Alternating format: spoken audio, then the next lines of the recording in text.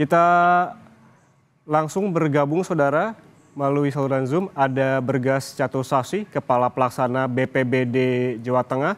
Selamat siang Pak Bergas. Selamat siang, iya Mas. Pak Bergas, informasi terkini yang Anda dapatkan di lapangan, bagaimana proses evakuasi dan juga proses pencarian korban hilang di lokasi tanah longsor? Ya, jadi pada saat kejadian terjadi, kita menghubungi utamanya yang terkait dengan klaster SAR ya, klaster pencarian pertolongan, yaitu Basarnas. Jadi proses evakuasi korban terdampak longsor maupun banjir bandang yang ada di Petung Priok itu kita mempercayakan kepada rekan-rekan dari Basarnas dan teman-teman relawan. Tentunya masih terkoordinasi dengan kami ya, dengan BPBD, baik BPBD Kabupaten maupun Provinsi. Dan memang tadi betul apa yang disampaikan bahwa proses menuju ke titik lokasi pencarian itu ada kesulitan untuk akses. Ya, jadi memang harus merambat. Jadi teman-teman relawan ini harus proses menuju ke sana itu bertahap untuk bisa melalui.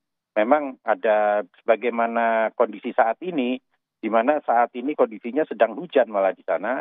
Akhirnya mungkin sementara ya untuk menjaga hal-hal yang tidak diinginkan apabila terjadi ada kejadian susulan, itu lebih baik memang sementara melihat situasi. Tentunya yang bergerak di sana adalah teman-teman Basarnas dan teman-teman relawan serta TRC BPBD. Pak Bergas, data sementara yang kami dapatkan terkait dengan jumlah korban ini ada 15 orang meninggal dunia, 7 orang hilang dan 10 orang luka. Apakah ada perkembangan terkait data ini, Pak Bergas? Saya dapat terakhir itu bertambah 1 yang MD 16. Jadi 16, yang lainnya mungkin masih sama ya. Luka 10, mungkin yang hilang sudah berkurang. Tapi ini barusan kami sempat dapat itu data dari pos lapangan, itu jumlahnya menjadi 16. Oke, bisa dikonfirmasi lagi 16 orang yang telah ditemukan meninggal, Pak Bergas? Iya, betul. Oke. Bagaimana dengan evakuasi korban tewas ataupun korban meninggal tadi? Saya lihat juga Pak bahwa akses yang terkendala dan juga tertutup oleh tanah, warga dan juga sukarelawan tadi menandu jenazah begitu. Bisa diceritakan seperti apa proses evakuasi warga yang ditemukan meninggal di sana?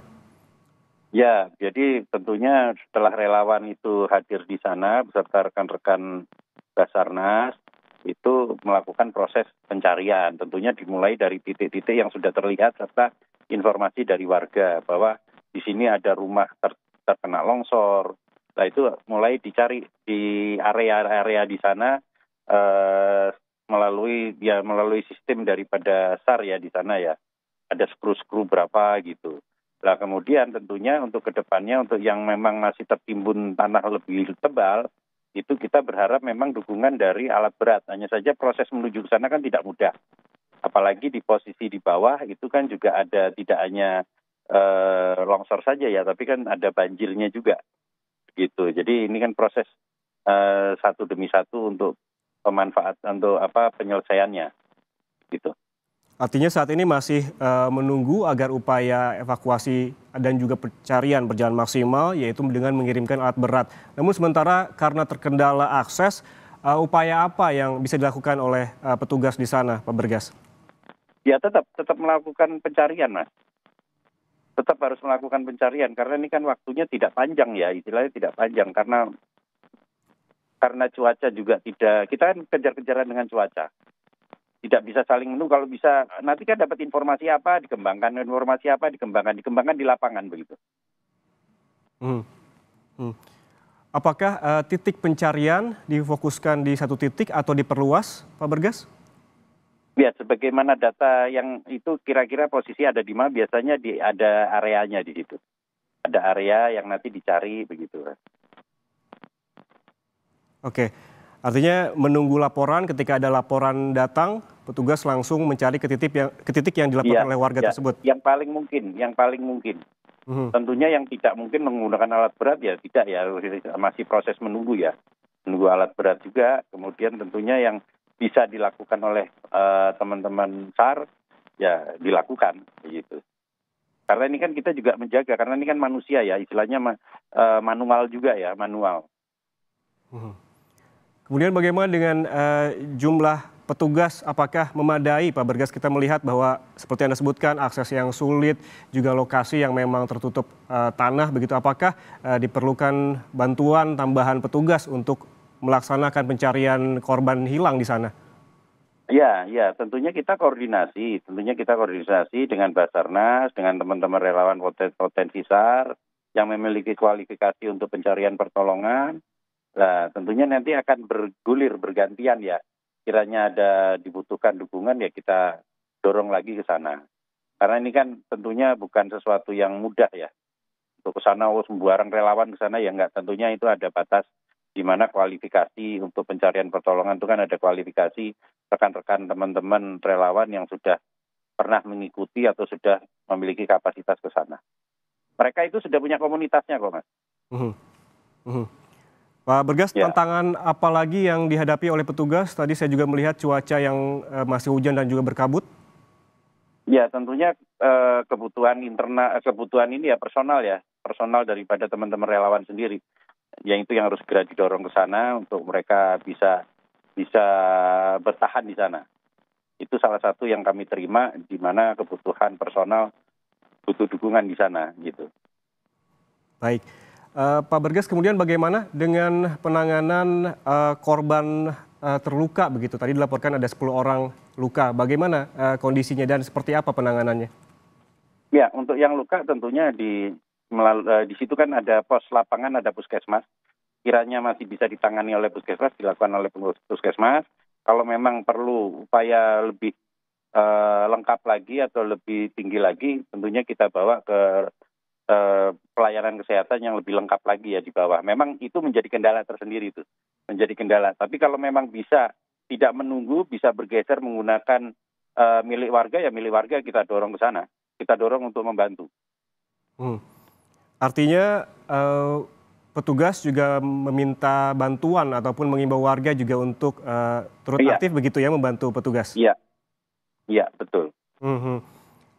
Saat ini yang Anda dapatkan laporan yang 10 warga terluka itu seluruhnya sudah dibawa ke puskesmas atau memang sudah ada yang kembali ke rumah?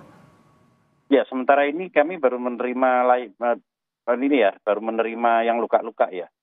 Baru sampai di puskesmas. Mhm. Begitu, Mas. Lalu bagaimana kondisinya Pak Bergas, 10 warga terluka, apa luka ringan atau luka berat seperti apa? Oh, ada yang luka berat, ada yang luka ringan ada. Datanya, sebetulnya ada datanya kami, tapi kami ini harus buka data ulang ya berarti ya. Insewu. Ya Baik. sementara itu mungkin, Mas.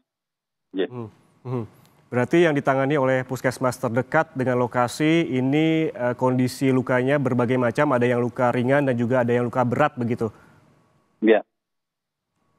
Baik, kemudian upaya apa yang paling dekat begitu yang bisa dilakukan petugas yang saat ini bisa dilakukan karena memang tadi disebutkan butuh bantuan personel, tetapi memang untuk mendapatkan bantuan personel ini waktunya tidak cepat begitu, apa yang hal terdekat yang bisa dimaksimalkan oleh petugas? Ya, tentunya upaya penggunaan alat tambahan atau alat bantu seperti alat berat itu harus segera diluncurkan ya, Mas ya. Ini kami masih koordinasi sih. Karena ini kan beberapa lokasi kan banyak yang terdampak masalahnya. Dan jalur menuju ke sana itu kan harus memutar, tidak bisa langsung tembus. Kalau langsung tembus itu butuh alat berat buka jalannya. Begitu, Mas.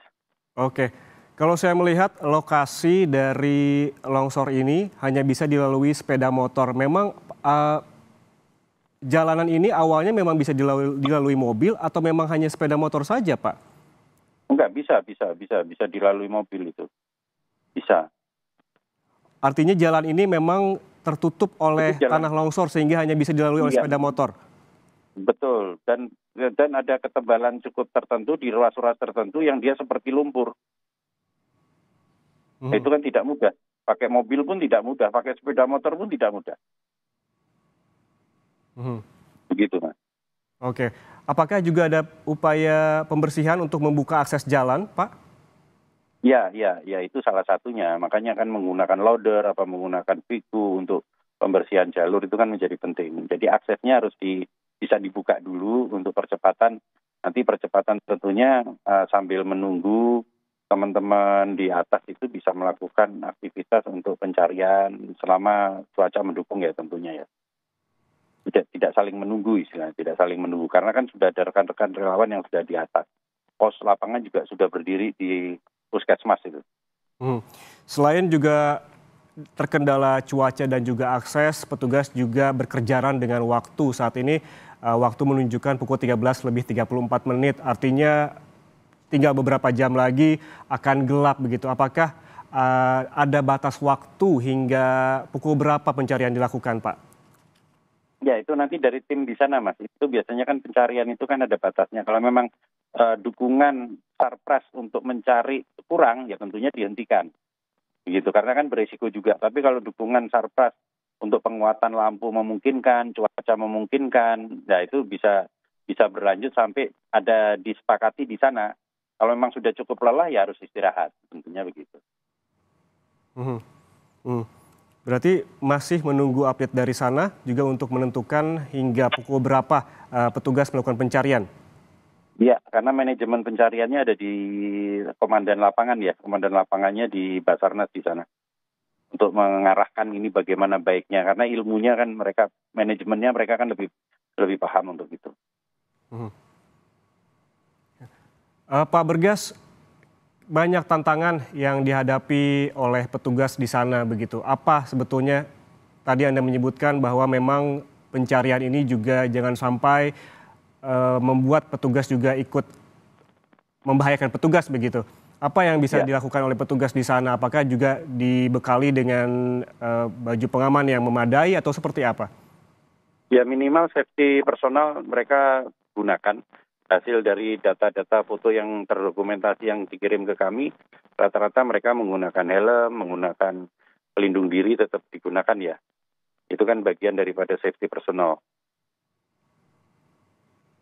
Begitu Mas, semoga ya. Baik. Ya semoga aman-aman lah, yang penting semangat, sehat gitu. Baik, artinya memang perlengkapan pengamanan juga sudah dikenakan oleh para petugas sehingga memang pencarian bisa dimaksimalkan tanpa harus membahayakan petugas yang tengah melakukan evakuasi di sana ya. Ya. Baik, terima kasih Kepala Pelaksana BPBD Jawa Tengah, Pak Bergas Catusasi atas bergabung bersama kami di Breaking News Kompas TV. Sehat selalu.